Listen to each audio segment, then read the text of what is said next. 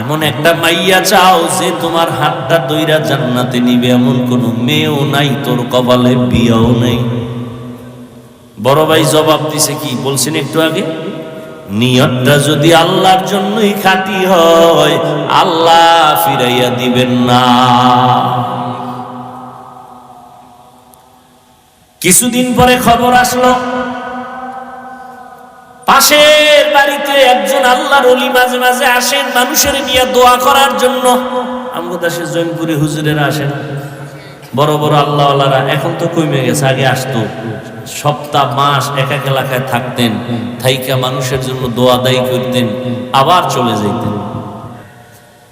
আল্লাহর উপরে ভরসা করে আছে বড় ভাই।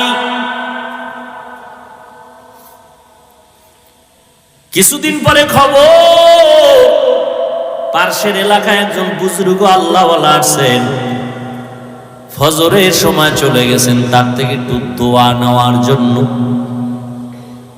আকাশেতে লক্ষ তারা, এক চাঁদের আলো, লক্ষ মানুষ থেকে একজন আল্লাহওয়ালা ভালো। হুজুর একটু দোয়া করেন আমার জন্য। বাড়ি কই? অমুক জায়গায়। বিয়া করছে। বাহিরে জানালা থেকে একজন কণ্ঠে মহিলার আওয়াজ সালাম দিলেন।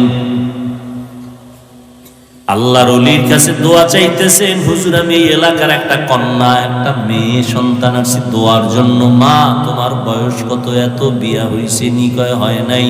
বয়স তো বেশি বেশি লাগে, এখনো কেন বিবাহ বসো না? মেয়েটা ডাক দিয়া কয়, হুজুর আমি যে স্বামী নিব জমিনে এমন কোন আমার মনের মতো স্বামী পাই না। কেমন স্বামী চাও? এমন একজন স্বামী চাই যে আমার স্বামী হইয়া আমার হাত ধরে আমাকে জান্নাতে ঢুকায় দিবে।